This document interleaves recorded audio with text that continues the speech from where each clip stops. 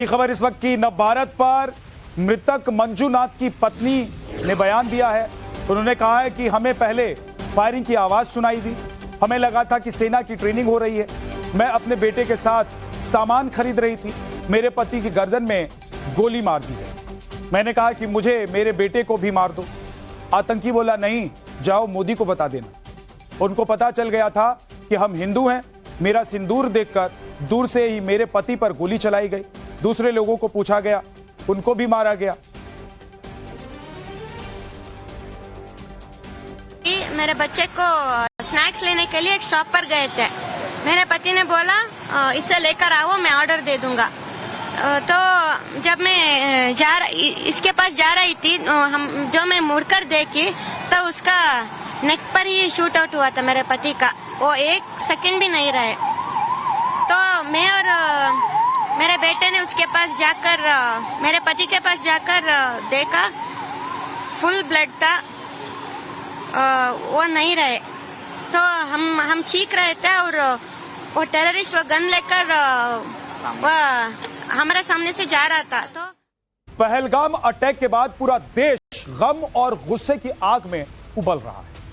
आतंकियों और उनके मददगारों को मिट्टी में मिलाने की मांग पूरा देश कर रहा है। और अब प्रधानमंत्री नरेंद्र मोदी ने भी ऐलान कर दिया है कि पहलगाम के दोषियों को मिट्टी में मिलाने का समय आ गया है। आतंकियों को कल्पना से भी बड़ी सजा दी जाएगी। पाकिस्तान का पानी बंद करने के फैसले के बाद पीएम मोदी ने साफ कर दिया है कि आतंकियों और उनके आकाओं को धरती के अंतिम छोर तक खदेड़ेंगे। पीएम मोदी की इस डायरेक्ट वार्निंग के बाद से ही पाकिस्तान में खलबली मची हुई। मीटिंग का दौर चल रहा है।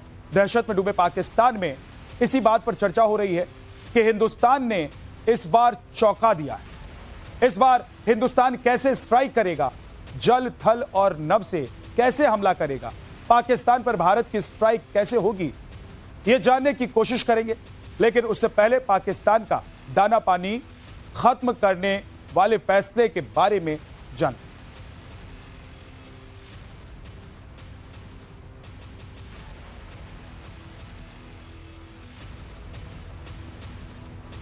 तो पहलगाम हमले के बाद भारत ने जो कदम उठाए हैं, उनसे सबसे बड़ा फैसला क्या क्या है वो आपको बता देते हैं। देखिए, सिंधु जल समझौते पर रोक लगाना सबसे बड़ा फैसला है। पाकिस्तान की खेती, पीने का पानी और बिजली उत्पाद का बड़ा हिस्सा इसी पानी पर निर्भर करता। दोनों देशों के बीच 3 जंग के बावजूद भारत ने यह समझौता बरकरार रखा था, लेकिन अब इसे रद्द कर दिया गया, जिससे पाकिस्तानियों के प्यासे मरने की नौबत आ जाएगी। करीब 15 करोड़ पाकिस्तानी बूंद बूंद पानी के लिए तरसेंगे।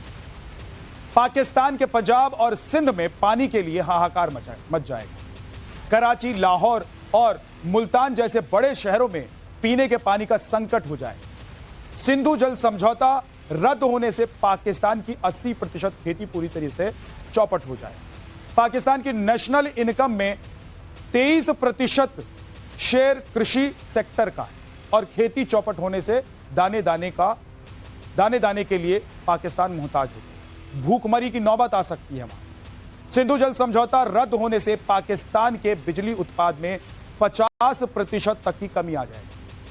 पाकिस्तान के मंगल तारबेला हाइड्रो प्रोजेक्ट डैम को पानी नहीं मिलेगा और बिजली उत्पादन क्षमता पाकिस्तान का कम हो जाएगा। और पानी नहीं मिलने से हाइड्रो पावर प्रोजेक्ट जो है वो ठप हो जाएगा। फिर बिजली की कमी से पाक में कई हिस्सों में ब्लैकआउट की नौबत तक आ जाए। पावर कट से औद्योगिक उत्पादन और उत्पाद तो गिरेगा ही, रोजगार का संकट भी बढ़े।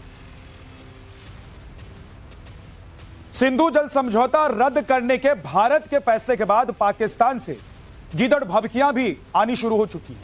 पाकिस्तान के पूर्व राजनयिक और नई दिल्ली में उच्चायुक्त रहे अब्दुल बासित ने तो यहां तक कह दिया कि अगर सर्वाइवल की बात आ जाएगी और पानी नहीं बचेगा तो फिर खून की नदी बहेगी। इन दरियाओं में पानी नहीं बहेगा तो फिर खून ही बहेगा। फिर तो आप समझ लीजिए कि पाकिस्तान इसका क्योंकि जो ये तो सर्वाइवल की जंग हो जाएगी ना, तो फिर आप सोचिए कि हम क्या करेंगे। और ये भी याद रखिए कि पाकिस्तान कोई 71 का ये पाकिस्तान नहीं है जिसमें आप साजिशें करके पाकिस्तान को नुकसान पहुंचाएंगे। ये 1998 के बाद का पाकिस्तान है और इस पाकिस्तान के पास अल्लाह ताला ने अल्हम्दुलिल्लाह बहुत कुछ दिया हुआ है और हम बहुत कुछ कर भी सकते हैं। पाकिस्तान में खलबली मची हुई है इस वक्त।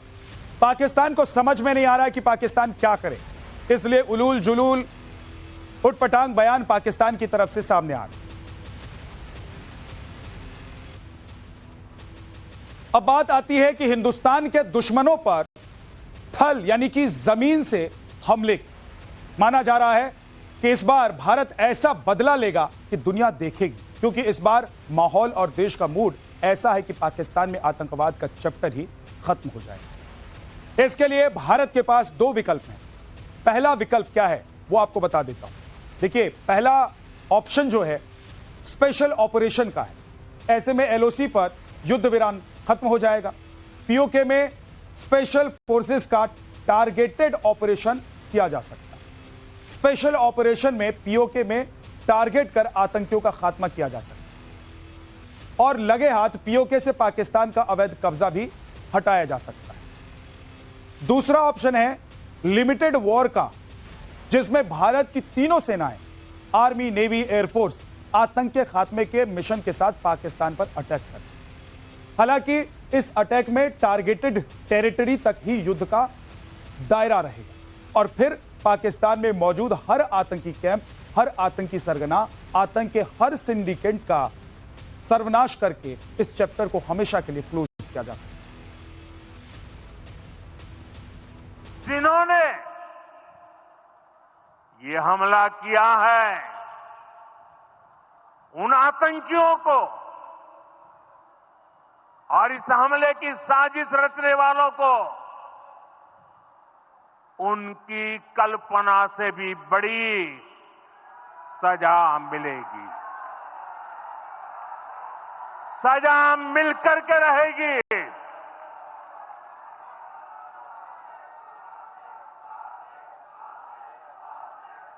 अब आतंकियों की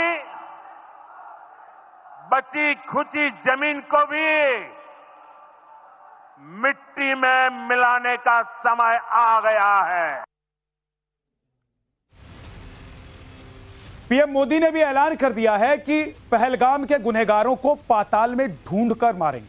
अब सवाल है कि इस बार पाकिस्तान को धूल चटाने के लिए, उसका फुल एंड फाइनल इलाज करने के लिए भारतीय सेनाएं किन हथियारों, किन यूनिट्स का इस्तेमाल कर सकती, वो भी आपको बताते हैं। आर्मी की बात करें तो सेना की 15 कोर श्रीनगर और 16 कोर जम्मू की विक्टर फोर्स, जो कि कश्मीर में आतंकवाद विरोधी अभियानों में एक्सपर्ट है, ये ऑपरेशन में शामिल हो सकती है। एयरफोर्स से मिराज 2000, राफेल और सुखोई 30 MKI जेट्स के साथ ड्रोन जैसे हेरोन और सर्चर का इस्तेमाल हो सकता है। I say to the whole world,